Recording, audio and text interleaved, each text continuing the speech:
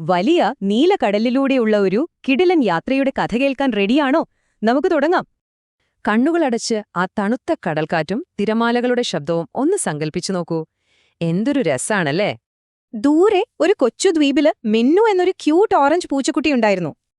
അവൾക്ക് ലോകം മുഴുവൻ ചുറ്റിക്കാണാൻ വലിയ ആഗ്രഹമായിരുന്നു. പക്ഷേ പാവം, അവൾക്ക് നീന്താനോ പറക്കാനോ അറിയില്ല.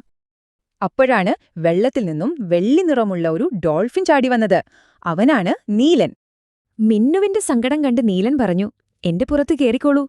എന്ത് നല്ല സുഹൃത്താണല്ലേ." അങ്ങനെ മിന്നു നീലന്റെ പുറത്തു കയറി അതിവേഗം കുതിച്ചുപാഞ്ഞു. ആ തണുത്ത കാറ്റ് നിങ്ങൾക്കറിയുന്നുണ്ടോ?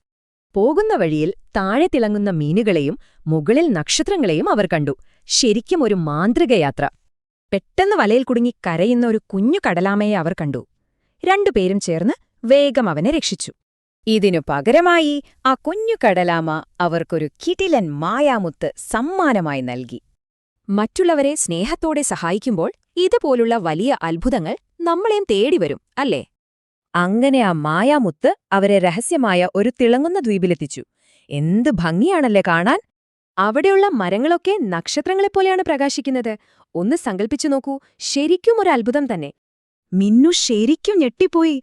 സ്വപ്നം കാണാൻ ധൈര്യമുണ്ടെങ്കിൽ ഈ ലോകം മുഴുവൻ മായാജാലമാണെന്ന് നീലൻ പറഞ്ഞു. അപ്പോഴാണ് മിന്നുവിനൊരു കാര്യം മനസ്സിലായത്. വലിയ സ്വപ്നങ്ങൾ നേടാൻ കൂടെ ഒരു നല്ല സുഹൃത്തുണ്ടെങ്കിൽ മാത്രം മതി. ലോകം കാണാൻ ചിറകുകളല്ല, മറിച്ച് നീലനെ പോലെ ഒരു ബെസ്റ്റ് ഫ്രണ്ടാണ് വേണ്ടത്. അതാണ് യഥാർത്ഥ സൗഹൃദം. അപ്പോ പറയൂ, നിങ്ങളുടെ കൂടെ എപ്പോഴും നിൽക്കുന്ന ആ മാന്ത്രിക സുഹൃത്താരാണ്? അവരുമായി പുതിയ യാത്രകൾ സ്വപ്നം കാണൂ.